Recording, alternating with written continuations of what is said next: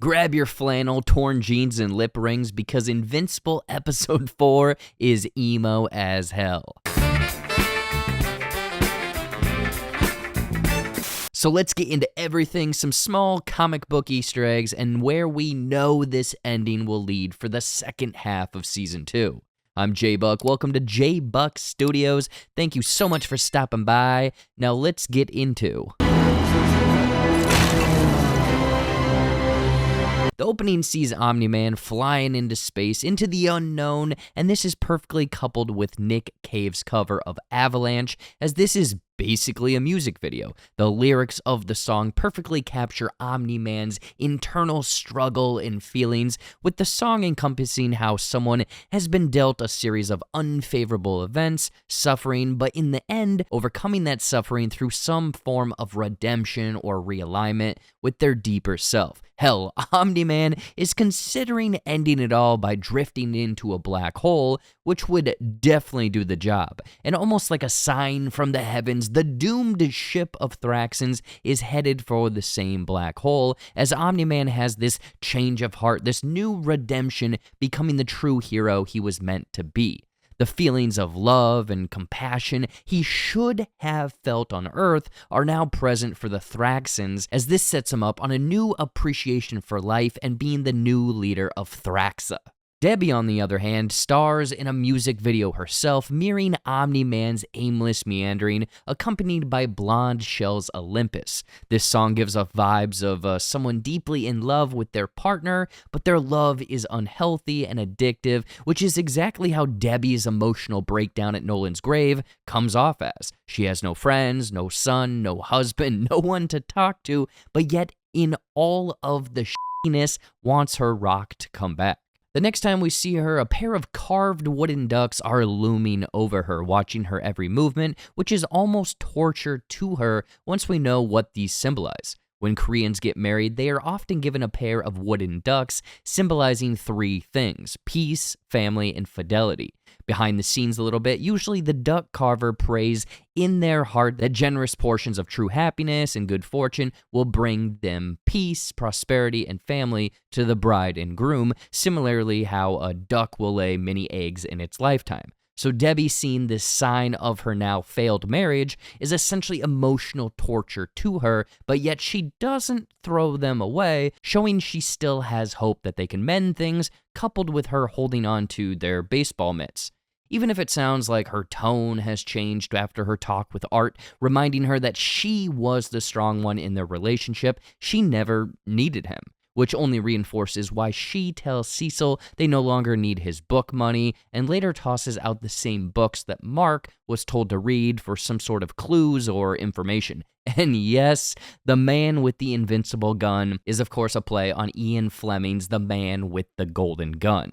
So it's quickly learned that Nolan has turned over a completely new leaf, a new appreciation for life and others, aside from the Viltrumites, since living amongst the Thraxans. And like I mentioned last week, he is shacked up with a hot-ass bug and has another son. Now in the comics, we learn that this turns out to be Oliver, the purple-skinned half-breed, but currently he hasn't picked his name.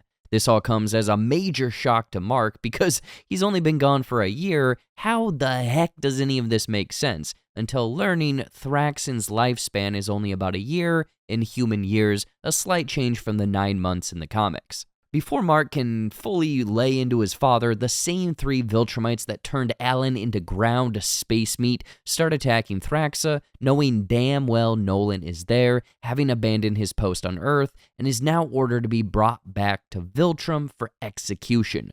Mark and him fend off the three, which is completely odd to Mark because Nolan is acting the hero he should have been on Earth, protecting Nolan's Bagusi and new little brother, joining the fight only to be bested by one of the wounded Viltrumites. Hella brutal battle, really wild, violent stuff, and I think that this is a great spot to have the mid-season break end on, as Nolan is carted off to Viltrum for execution, as Mark is greeted by General Krieg, a high-ranking member in the Viltrum Empire, roughly thousands of years old. He informs Mark that Nolan is DED dead and that he must now take his place in preparing Earth for their rule. In the comics, he is given roughly 100 years to beat the humans into submission before the Viltrumites take over, but here it's not specified. Now, I'm not going to get into Krieg's entire backstory, where things lead with him, blah, blah, blah, because I personally think that is like Season 3 material, but one of the last things Nolan says to Mark is,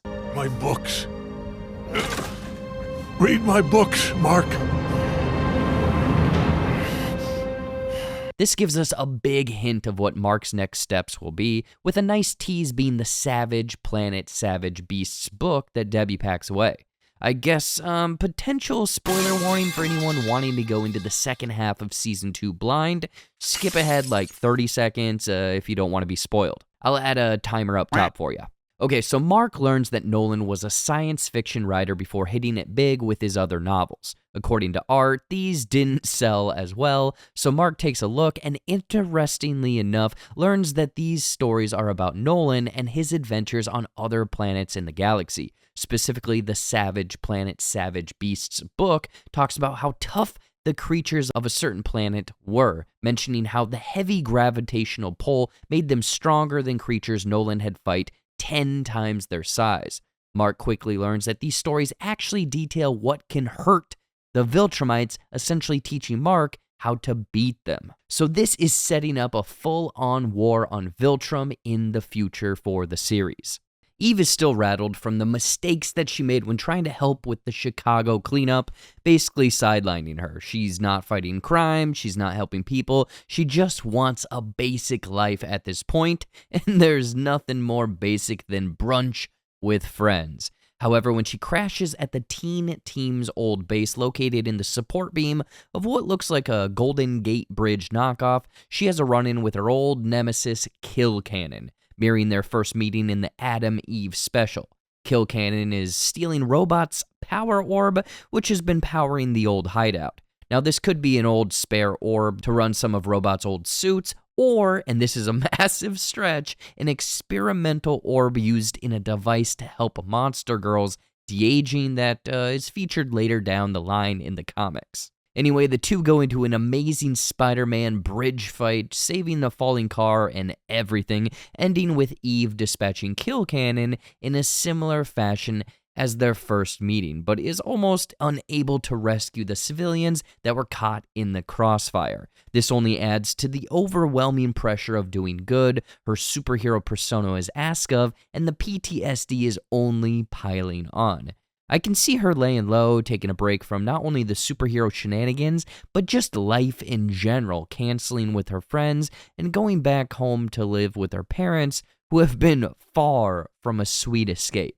The feels continue throughout this episode with Donald questioning life. What is any of this? Doing some of his own investigating, learning he was absolutely wrecked by Omni-Man and fried alive in the house explosion, even finding his old glasses buried in the rubble. So who, what, why, what's with the ending bathroom scene? Well, he cuts himself to see if he's still a human, which in this case, as seen from the relief of the sight of blood. But the next look of shock is because his knife is actually bent, meaning that this mofo is a metal robot man with a human body condom on the outside. So surprise, Donald is a cyborg, pulling directly from the comics where he died in the field and was rebuilt cyborg style, preserving some of his original brain and body, continuing at the side of Cecil. So all of this has got to be an existential crisis for him at the moment, but learns to cope with it, accepting this life, even helping out Invincible and the Guardians of the Globe on certain missions as Cecil's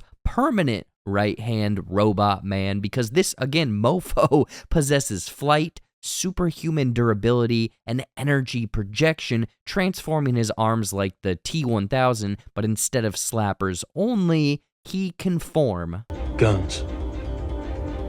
Lots of guns. Rounding out this episode is, of course, the Mauler twins. However, an old kink in their usual shenanigans has arisen. One is normal looking, while the other looks like Emil from RoboCop. And as you can tell, they finally know who the original is, and isn't, cementing the original as King Mauler, bossing the other clone around, completely changing the power dynamic into more of a master and servant relationship. I mentioned this in my episode 1 breakdown, but at the end, harmony is restored with the clone poisoning the original because, well, one of them always wants to be the original and obviously works much better with them not knowing who is reeking of new clone smell. This exact same lemonade poisoning happens in almost the same time frame via the comics. I like how they are so faithful to the source material, setting something up only to tear it down episodes later. Anyway, that is episode 4 of Invincible. That's everything in this episode, leading us into a brief mid-season break. I think they mentioned the second half of Season 2 would premiere in early 2024, potentially late January into February, so of course subscribe to stay up to date on all of our coverage when that comes back on. Because this first half of Season 2 has set up a lot of moving parts and pieces with the Viltrumites and Angstrom Levy, who is no doubt doing some shady stuff in the shadows. I personally feel like this is a small step down from Season 1, where there was a much stronger mystery, whereas here things are just kind of happening. Still a very high caliber of quality, but anything that shocked viewers in Season 1 seems to be just what is expected from this show. The honeymoon phase is coming to an end. But I am curious of what you thought of these first 4 episodes of Season 2. Are they good? Are they bad? Expecting the second half to be much crazier? Let me know all of your thoughts in the comments below. Giveaway competitions are starting up again, as we'll be giving away 3 random 2023 Blu-ray movies on the 15th of December. And all you gotta do to get a chance of winning this is like this video, make sure to subscribe with notifications on, and drop a comment below with your thoughts on Invincible. We pick the comments at random, and the winners, of course, will be listed on screen in December. And if you haven't, please check out all of my other social media accounts for my Shorts and Clips YouTube channel, TikTok, Instagram, Facebook, everything. We'll be back after the holidays with some more Monarch Legacy of Monsters coverage. Enjoy your Turkey Day, Black Friday shopping, punching an elderly in the face for a $2 waffle maker because you deserve it. Bye-bye. Peace out, Girl Scouts, and enjoy.